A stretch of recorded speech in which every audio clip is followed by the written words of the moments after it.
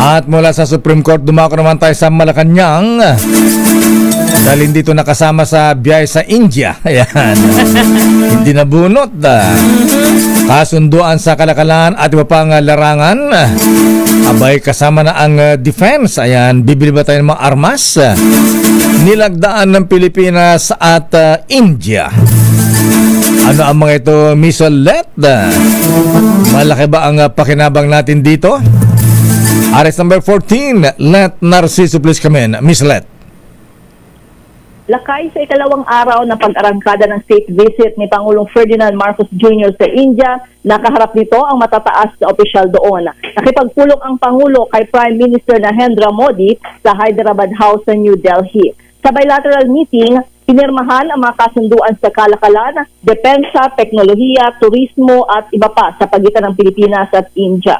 Sa joint press statement, kapwa nagpahayag sina Pangulong Marcos at Prime Minister Modi ng commitment ng dalawang bansa sa mas malakas at mas malalim na relasyon at pagtutulungan sa iba't ibang larangan. Pakinggan natin ang bahagi ng pahayag ni Pangulong Marcos. We concurred that we should be accompanied with intensified dialogue and exchanges between our defense establishments. So we have agreed to establish mechanisms for service-to-service talks, for information sharing, and training exchanges amongst our militaries. We will foster naval and coast guard interoperability via port calls, in cooperative activities, and capacity building in the maritime domain.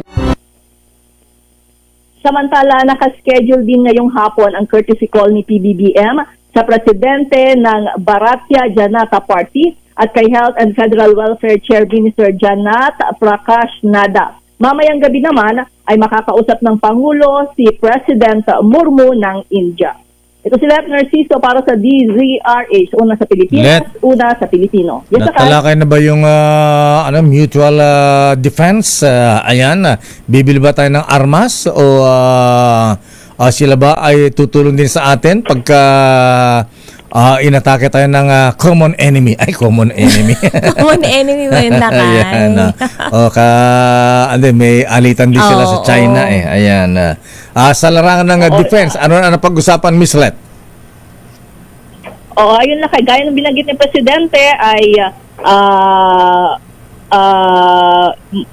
yung sa modernization Lakay natin ay magiging katuwang natin ang India at syempre yung mga training ng Navy at Coast Guard yung binanggit. Ayan, information sharing at training exchanges daw. Ayan, okay. Magaling din ang defense ng India. Ang modern ang kanilang armed forces dahil meron pa silang nuclear weapons. Ayan. Tsaka sila ang most populated country, Lakay. Natalo na ata ang China. Ganun ba? Ayan.